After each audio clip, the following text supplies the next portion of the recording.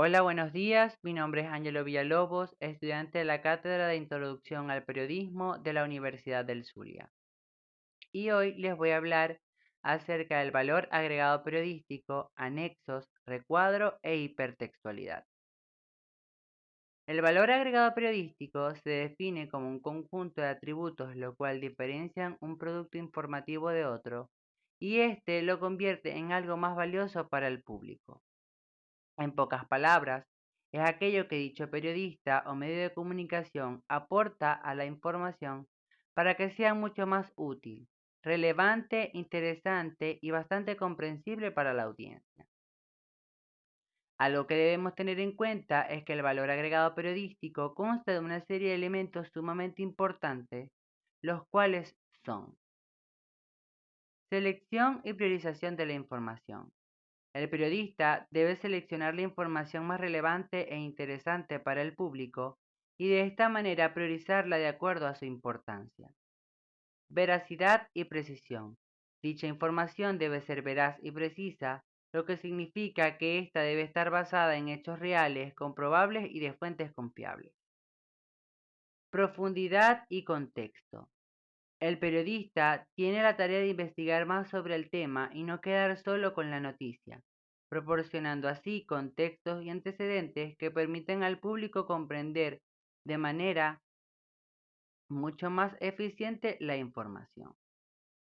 Análisis e interpretación. En este punto, el periodista debe y tiene la obligación de analizar dicha información y ofrecer su propia interpretación de los hechos, sin sesgos ni prejuicios. Claridad y concisión.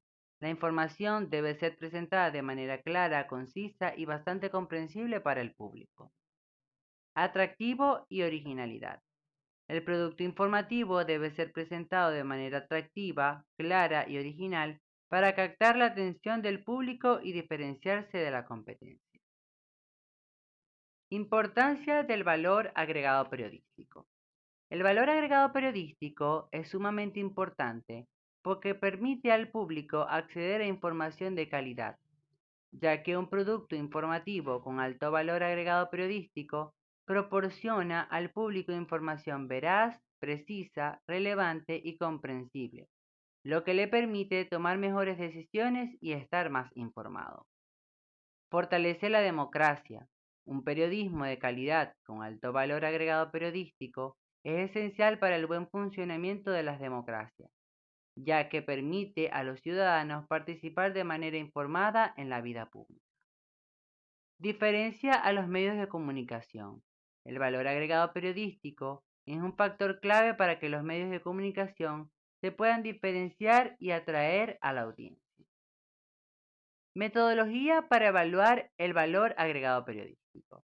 Existen diversas metodologías para evaluar el valor agregado periodístico y una de las más utilizadas es el modelo VAP, desarrollado por la Facultad de Comunicaciones de la Universidad Católica de Chile, el cual dicho modelo se basa en un conjunto de indicadores que permiten evaluar la calidad de un producto informativo en términos de su selección y priorización de información. Es importante resaltar las referencias bibliográficas de dicha información. Seguidamente hablaremos acerca de los anexos. Un anexo es una sección adicional que se incluye al final de un libro, artículo o informe y su objetivo principal es proporcionar información complementaria que no se ha podido incluir en el cuerpo principal del texto, ya sea por razones de espacio, tiempo o relevancia. Los anexos pueden contener diversos temas de información como lo son documentos oficiales, que pueden ser actas, leyes o decretos, datos estadísticos como tablas y gráficos, cuestionarios como preguntas y respuestas sobre el tema tratado, glosarios que son definiciones de términos técnicos y bibliografía. Algo que debemos tener presente y no olvidar es que los anexos son una herramienta muy útil para ampliar la información y de esta manera ofrecer al lector una perspectiva mucho más completa del tema que se está tratando. También pueden ser una fuente de consulta valiosa para aquellos que desean profundizar en un tema en específico. Los anexos también son muy comunes en informes, monografías y otros textos técnicos, que hagan mención de dichos anexos en lugares estratégicos, para que de esta forma el lector pueda elegir entre buscar un anexo específico si desea complementar dicha información o bien continuar su lectura sin interrupciones. Estos también cuentan con una serie de características, los cuales son las siguientes. Suelen incluirse al final del texto o trabajo, normalmente después de la bibliografía del mismo. Tienen también como objetivo incluir información complementaria que no suele incluirse en el cuerpo del trabajo o la investigación, por estar circunscritos a una extensión máxima, conteniendo así datos importantes, datos gráficos, imágenes, esquemas, mapas o referencias de otros autores. Algo que tenemos que también tener presente es que hay una diferencia entre el apéndice y el anexo. El apéndice tiene cierto parecido a los anexos, pero presentan varias diferencias, las cuales veremos a continuación. El apéndice también es un complemento que se adjunta a un trabajo, noticia o revista, pero que éste no forma parte del cuerpo del mismo. Sin embargo, tiene bastante parecido con el anexo, por lo que es muy común en ambos términos, lo cual puede conllevar a confundir. Pero sin embargo, estos tienen diferencias entre sí, las cuales nos ayudarían a diferenciarlos mucho. Los anexos pueden ser independientes y suelen estar estrechamente relacionados con la materia o dicha información que se trata en el cuerpo del trabajo o el periódico, mientras que los apéndices no suelen contener información tan valiosa y estos no llevan un tema relacionado con lo antes expuesto. Los anexos incluyen información que no es del propio autor del trabajo, sino que la información es de auditorías de profesionales o de instituciones oficiales como Ministerio Interior o el Instituto Nacional de Estadística, por lo que la información plasmada en los apéndices es creada por el propio autor del trabajo. Tenemos unos tipos de anexos. Los más comunes son de fotografías, que estos dan contexto visual siendo muy útiles en el trabajo de medicinas y noticias, de mapas, que también resultan muy útiles para complementar información geográfica, demográfica o histórica, diagramas, que en este tipo de anexos contribuyen a que se entiendan las relaciones existentes entre los diferentes elementos de un mismo grupo y son más habituales en documentos de investigación, de informática o de gestión empresarial. He aquí las referencias bibliográficas de dicha información. Seguidamente hablaremos de los recuadros. En el periodismo, un recuadro es también conocido como un infobox. Este es un elemento gráfico que se utiliza con la finalidad de presentar información adicional de manera concisa y visualmente atractiva, las cuales van a contener datos relevantes, definiciones, biografías, estadísticas e infografías. Los recuadros también funcionan como recursos informativos complementarios que enriquecen la lectura y facilitan la comprensión de temas complejos. El objetivo de los recuadros es brindar al lector una perspectiva más amplia y detallada sobre el tema central del artículo, sin necesidad de interrumpir el flujo narrativo principal. Las funciones principales de los recuadros son las siguientes: destacar información relevante, datos importantes o conceptos claves que podrían pasar desapercibidos; aportar contexto, lo cual ofrece información adicional que ayuda a comprender mejor el tema central; visualizar información, que utilizan recursos gráficos, tablas, mapas o infografías para tener una comprensión clara y atractiva del tema. Ayudan también a dinamizar la lectura, ya que los recuadros rompen la monotonía del texto y hacen que la lectura sea más amena y atractiva. También hay funciones definicionales, que explican términos o conceptos claves relacionados con el tema del artículo. funciones informativas que presentan datos estadísticos, cronologías, biografías o información contextual, y funciones gráficas que utilizan recursos visuales como tablas, gráficos, entre otros. También hay funciones de opinión que ofrecen la perspectiva de un experto o una figura relevante sobre el tema en cuestión. Los recuadros en presentaciones y procesadores de texto también se pueden utilizar la figura del recuadro cuando se está preparando una presentación con un programa informativo como PowerPoint.